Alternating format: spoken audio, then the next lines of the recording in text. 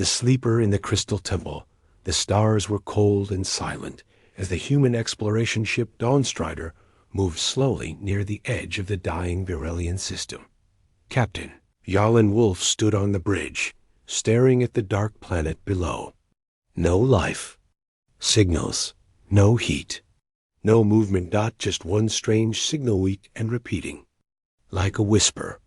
Are you sure it's not just background noise? Lieutenant Kira asked. Jalen shook his head. No, it's a pattern. And it's calling us. The crew had found many old alien ruins in the past. Most were empty. Some were dangerous. But this one felt different. The signal had a heartbeat rhythm. Slow, steady, waiting. They sent a small team down. What they found was beyond anything in their records. Floating structure made of smooth black stone hovered just above the surface. It looked like a temple, ancient, perfect, untouched by time. Energy lines ran along the walls, glowing with soft gold.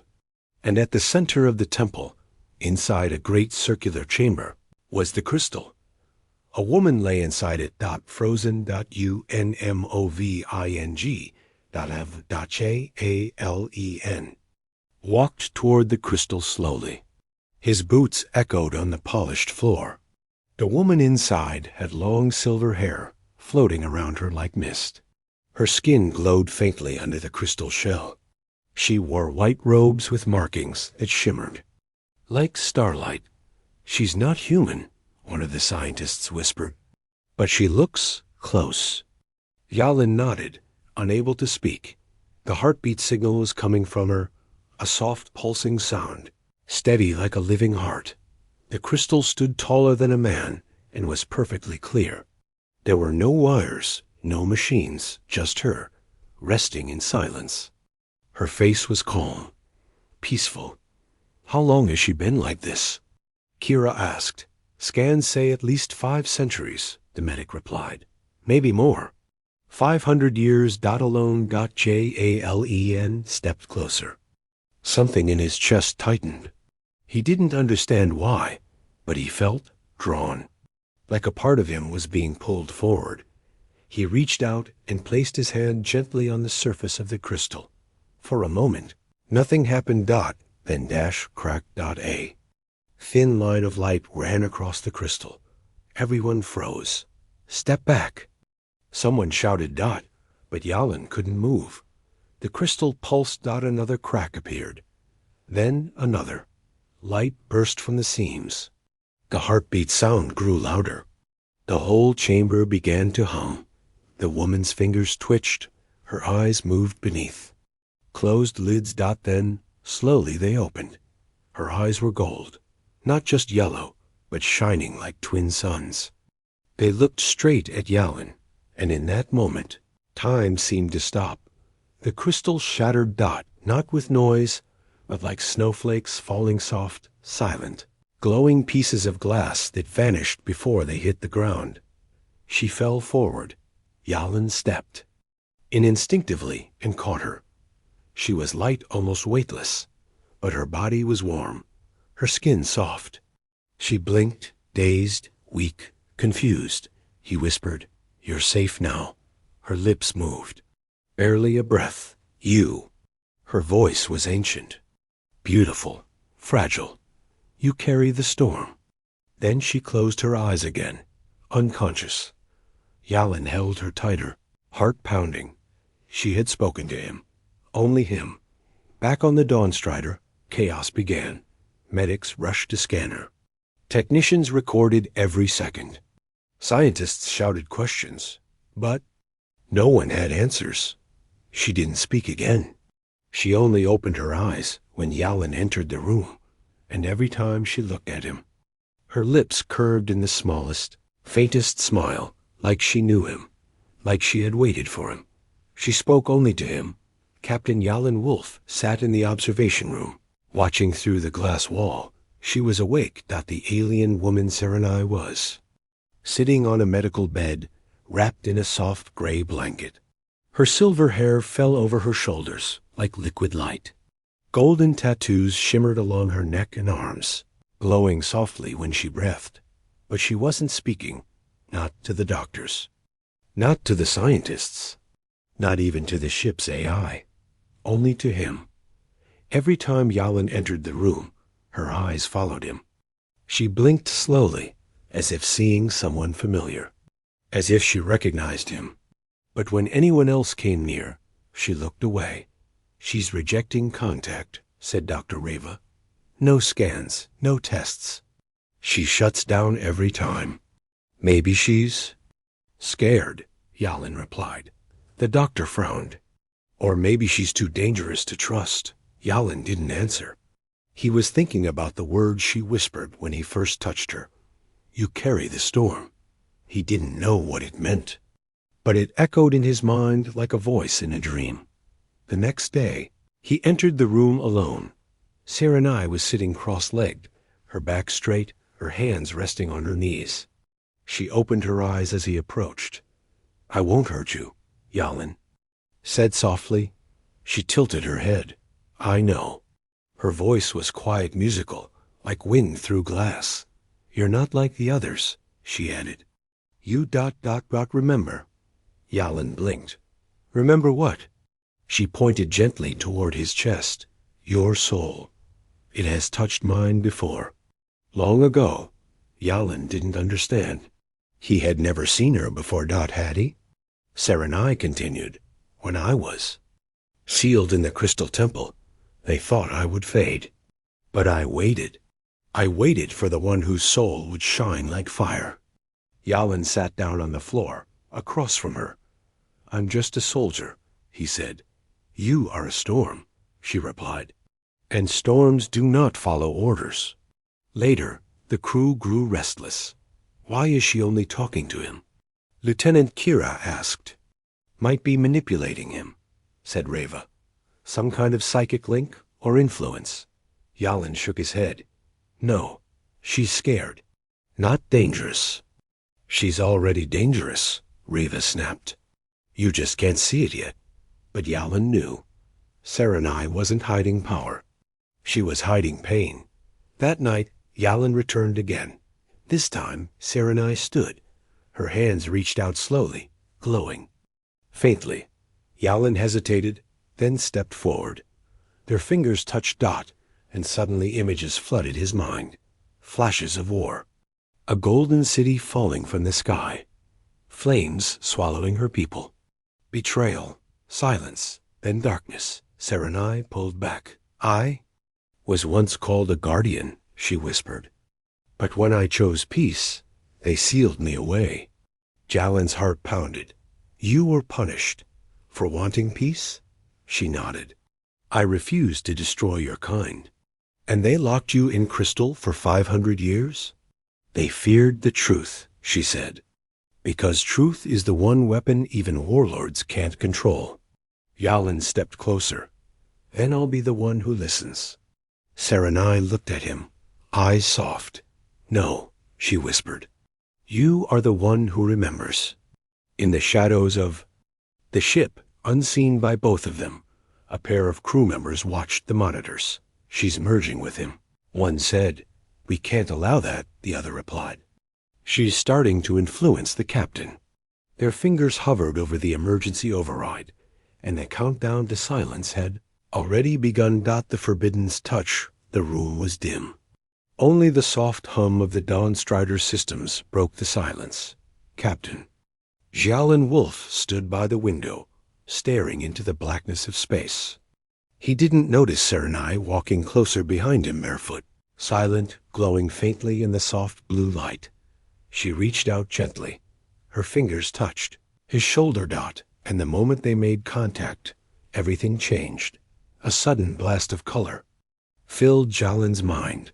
Not just visions, but feelings. Emotions too deep for words. He saw golden towers reaching into skies he didn't recognize. He felt a heartbeat that wasn't his own. He tasted the ash of a burning world. He heard screaming and then silence. A final silence that lasted 500 years. Serenai's memories flooded into him. He dropped to his knees, gasping, busy. Serenai knelt beside him and placed her hand on his chest. "You were not meant to see," she said softly. "But now you know."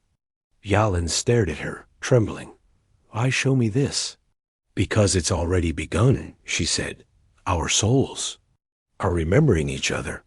The crew rushed to the room after the psychic spike triggered the alarms. Dr. Reva burst in first. "What happened?" Yalin stood slowly, still unsteady. "She showed me everything," he said.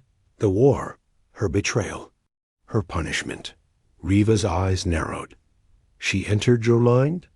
Yalin nodded. Reva turned to the security officers. "Restrain her, now." Serenai didn't move. Her hands were by her sides, peaceful. "No," Yalin said, stepping between them. "She didn't harm me. She trusted me." "She's manipulating you," Reva snapped. "She's forming a psychic bond. That's forbidden." Serenai finally spoke. "I didn't choose the bond," she said. "It chose us." Later, the ship's AI showed strange readings. Systems flickered. Gravity shifted for a moment. The ship's engines glowed with unusual patterns matching the pulse of Serenai's energy. "She's syncing with the ship," Kira said. "It's not natural. She's reacting to him," Reva added. "The more they connect, the more unstable things get." They placed Serenai under watch. No more physical contact. No more private time with the captain. But it was too late.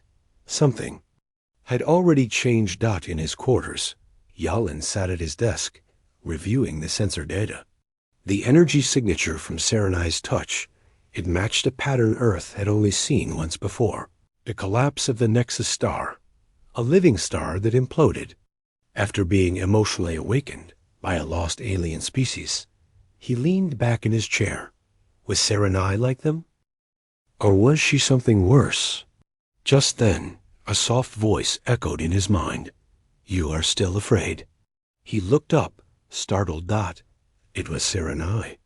"I didn't mean to break the silence," she whispered, though she wasn't in the room. "But I needed to know if your heart was still open." Yalin closed his eyes. "I don't know what's happening," he whispered back. "But I'm not turning away." Deep below the ship, someone else was listening. Encrypted comms, hidden surveillance, and a single word spoken quietly. "She's bonded. Initiate termination protocol." When the ship turned against them, the Dawn Strider was a ship built for peace. But now, it felt like a trap. Lights flickered. Doors locked without warning. Gravity shifted for seconds at a time. The ship's AI began responding slower, repeating commands, or going silent completely. Something was wrong, and everyone knew what, or rather, who was at the center of it. SERENAI. Captain Yalin Wolf walked through the engineering deck with a hard expression on his face. All systems were being rerouted. Backup power lines glowed faintly. The crew whispered when he passed. "She's doing something to the ship," Kira said behind him. "Her energy is everywhere now." "She's not attacking us," Yalin replied. "She's reacting." "To what?" "Fear." In the medical bay, Serenai sat still, surrounded by force fields. Her eyes were closed, but her body pulsed with light soft and gold, like it came from within her bones. The guards watched her carefully, fingers on their weapons. "Has she moved?" Yalin asked. "No," Reva replied. "But her readings are rising, faster every hour, like her energy is waking up." "She told me," Yalin said. "Her people locked her away because they feared what her emotions could do." "What do you mean?" Reva asked. "She's not just powerful. She's reactive. Her energy responds to what she feels." Suddenly, the lights shut off. Complete darkness. Then red emergency lights flashed on. A loud voice echoed across the ship. "Warning. A I-core failure. System lockdown initiated." Doors slammed shut across the ship. Gravity failed. Crew members screamed in the hallways as sparks flew from exposed panels. On the bridge, Kira shouted over the alarms. "We've lost control. Life support is cutting out in 5 sections." The ship AI stuttered. "You unidentified energy. Corrupting core." In the medical bay, the guards raised their rifles at Serenai. "Don't." Yalin shouted Dot, but too late one of them fired.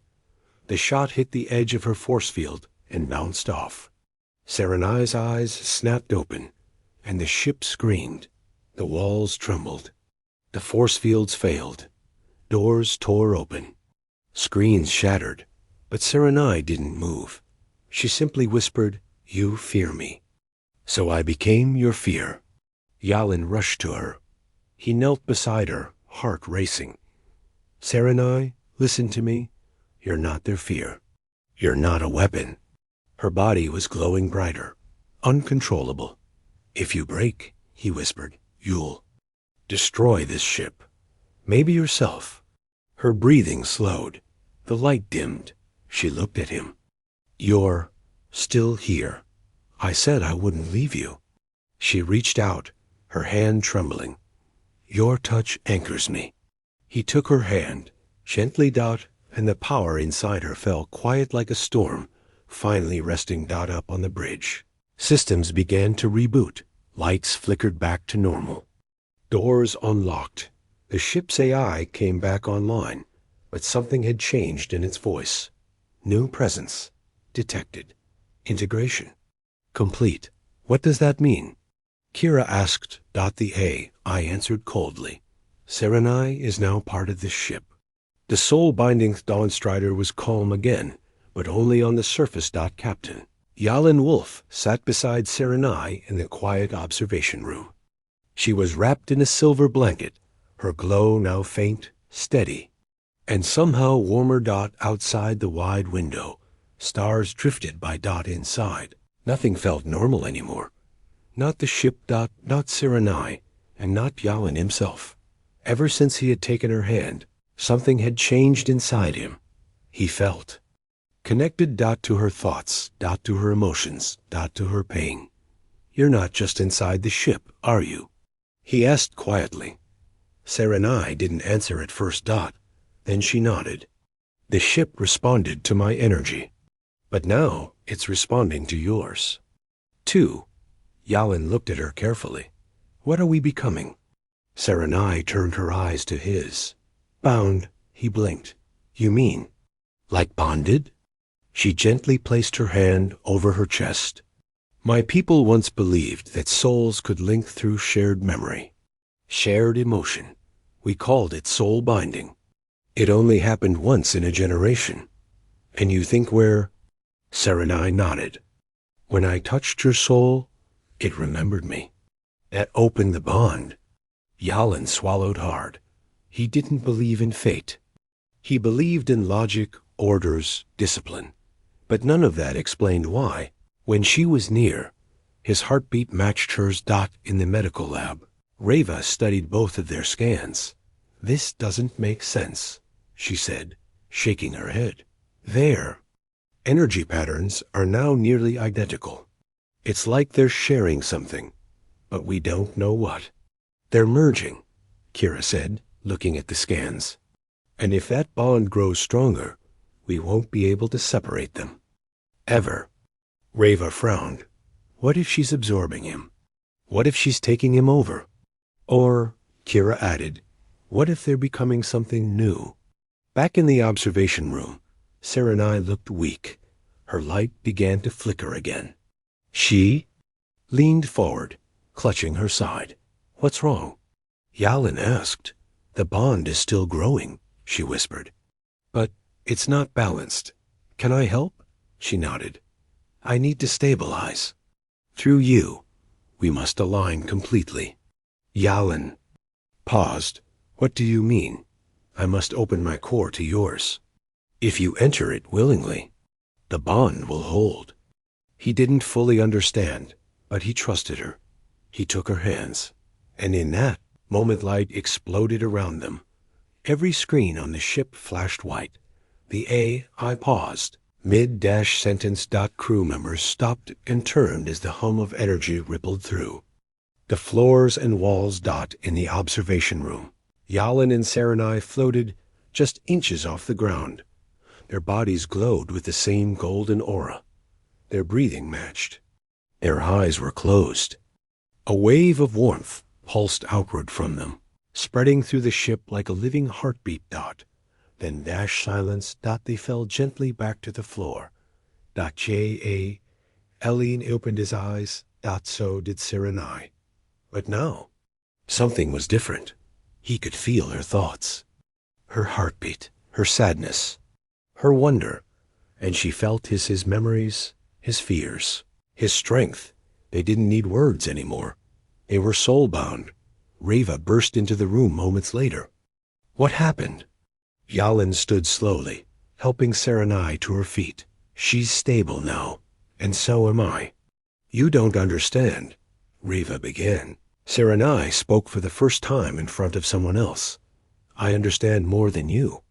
Think, she said gently. I remember your pain, your doubt. You fear losing control. Reva's mouth opened slightly. She didn't know how to respond. Jale placed a hand on Serenai's shoulder. She's not the threat, Reva. We are, if we don't accept what's already begun. But far away, Earth's High Council received a signal. It was short, broken, but clear enough. The alien has bonded with the captain. Human command compromised. Prepare to intercept. Earth wasn't going to ask questions. They were going to send warships. The Council's verdict. Earth didn't wait. Within 12 hours, 3 warships were already on their way to intercept the Dawnstrider. The Council had made its decision. Serenai was no longer a scientific discovery. She was now a threat, and Captain Yalin Wolf was no longer trusted. A message came through direct from High Command. Jalen stood alone in the con room as the screen flickered on. The Council's symbol hovered above a panel of stern-faced officials. All wore black, their expressions cold. Captain Wolf, the lead official, began. You are ordered to return the Dawnstrider to Earth orbit immediately. The alien on board is to be surrendered, alive or otherwise. Yalin stood tall. She hasn't harmed anyone. She saved this ship. That is not your decision to make, the man replied. You have formed an emotional and possibly biological link with a non-human entity. That is a breach of first contact protocol. She's not a weapon. She turned off your ship. She was protecting herself. The man's voice grew sharper. This is not a negotiation. If you do not comply, Captain Wolf, you will be treated as compromised. Do you understand? Jalin's jaw tightened. I understand, he said, then quietly cut the transmission.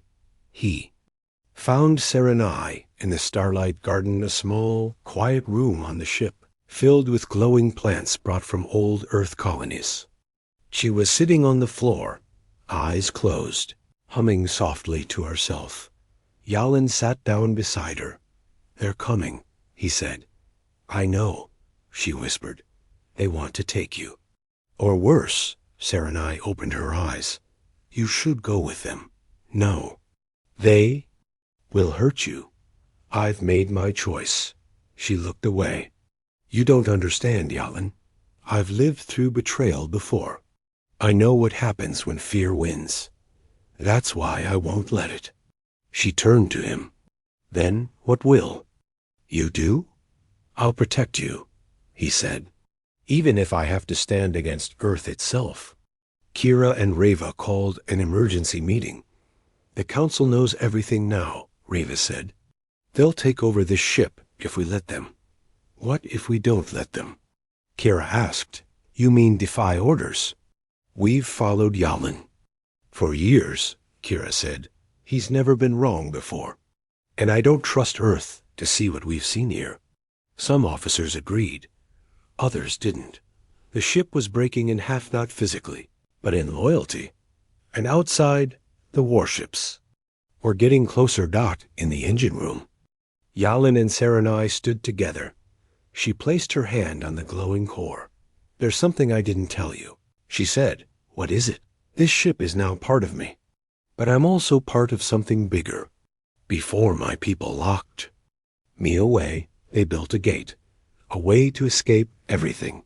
Yalin blinked. "Escape to where?" "A place your maps don't show.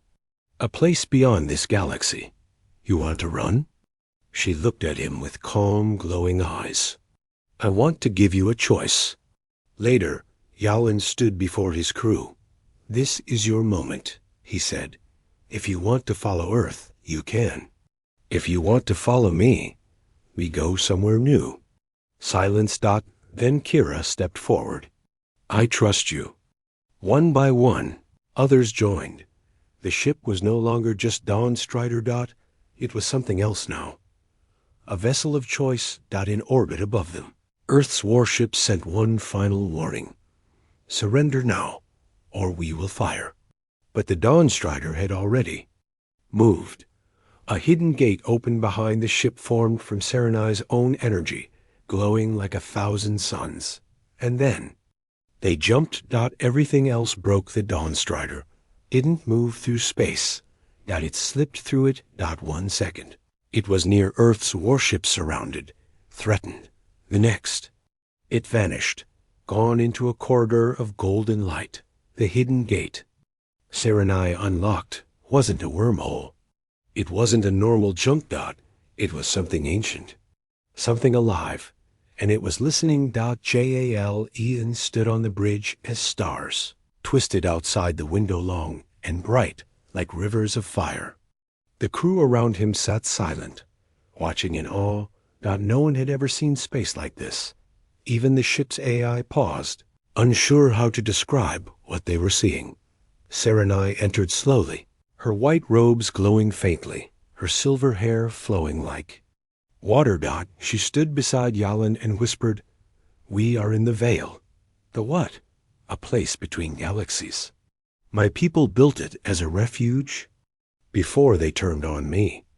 "Why bring us here?" "Because you chose me," she said, looking into his eyes. "And now I choose you." But the gate didn't stay open forever. Behind them, the warships tried to follow. Only one made it through. It burst into the Veil, weapons charged. They didn't come to talk. They came to take Serenai back, or destroy her. Kira shouted from the controls. "Incoming fire." Yalin turned to Serenai. "We can't outrun them." Serenai placed a hand on the wall. The ship responded instantly, panels sliding open, energy rising. "This ship is bonded to us now," she said. "But it will only survive if we complete the bond." Yalin stepped closer. "What happens if we do?" She looked at him with gentle sorrow. "Everything else will break." They held hands, and the Veil responded. Burst of light exploded outward from the ship. The enemy vessel was caught in it, stopped, disarmed, and slowly pushed backward like dust in a storm. The Dawn Strider changed shape, its body glowing like it was being rewritten. And inside, Yalin and Serenai stood at the center of the ship, now a living vessel of thought and feeling. Reva watched from the medical bay, stunned. "The readings are off the charts," she whispered. "The ship isn't just alive, it's dreaming." Kira smiled quietly. "Then maybe it's dreaming of peace." Outside, the enemy ship turned away. It left through the gate back to Earth, defeated but unharmed. And for the first time in 500 years, Serenai was truly free. Later, she and Yalin sat alone in the garden, hand in hand. "Do you regret it?" he asked. "No," she whispered. "I waited 5 centuries for one soul who would touch mine. And now," she smiled, "now I live." Yalin looked out at the glowing stars beyond the Veil. "I think we both do." Back on Earth, the Council watched the gate close permanently. Their last message read, "They didn't just escape, they evolved." And somewhere in a forgotten part of the galaxy, A human and an alien walked into the unknown, not as prisoner and savior, but as something new, something powerful, something whole. The end.